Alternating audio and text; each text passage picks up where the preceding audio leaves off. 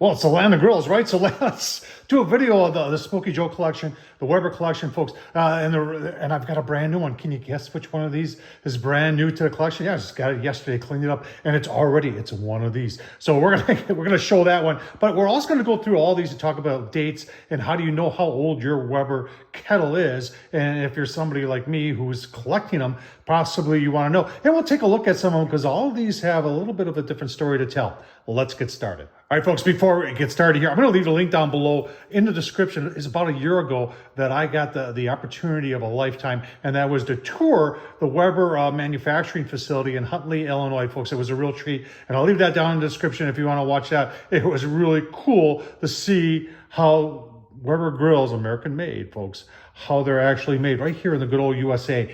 Let's take a look. I tell you what, let's start. Can anybody guess which is the oldest one there? Yeah, you Weber people are pretty smart. So we'll take a look at the oldest one first. You're saying, Tom, that can't be a Weber. And you know what?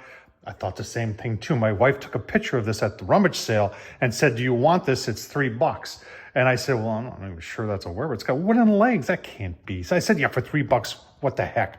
So she brought it home. I came home early and I was so excited. And I'm looking at it and I opened up the kettle and then I saw the speckled. And I said, oh my gosh, this has got to be a Weber. And then I went on some of the great sites you can find on Facebook, a lot of Weber collectors on there. And sure enough, this is like a mid to later 70s. There was a version that had wooden legs, believe it or not. And then they had the handle here, the model handle that were also controls the vent. But these older ones had no stampings on them whatsoever, so there was no way to identify. So it's a good thing that we got some people that are great historians on the Weber kettles that can keep people like me in line knowing what they've got. All right, next up is this one. Once again, no date code whatsoever on it. It did come new in the box, and it's not speckled on the inside, which made me a little nervous. It did have this, and I don't know how original it is, and sometimes you look at to see if there's a date when this was printed, and there's nothing in here that says it. But the guy told me this was late 70s. So you gotta trust him. And I think he watches too. So I was a little leery at it because I can't remember what I paid, but I'm thinking it was like $200. And to this day, I think I may have overpaid, but whatever. When you're a collector, money does mean something, but not all the time. Let's go on to the newest. All right, so when I say newest, the newest, oldest one to me, this is the new one that I just picked up. And this is the first one and it's got a C code on it. And so I'm using a website called Virtual Weber Bullet. And you can see C code means it's 1981. And I like the fact that it's got it and it's got the cool handle. This one's got it's got the original cookbook, a little beat up, and the registration card. And the lady said they never used it, but I think somebody used it. Maybe they didn't, but somebody before them used it once or twice. But washed up real nice. That's a great thing about these kettles, folks, is that they're easy to clean up. And let's get on. All right, so next one, some changes were made here. This is an L code, and L code is, let me look here, L code is the 1983. Still had the wire legs, but in this case, they had the ash pan down below. And this one, I did not get new in the box, but it was new, never used. The box was totally deteriorated. And we've got some better in condition workbook, cookbook, and they used to call this whole series the Go Anywhere series. And we've got our easy to follow instructions, and then the old Weber registration card. So let's keep on. All right, P code, that is 1993. Yes, 1993.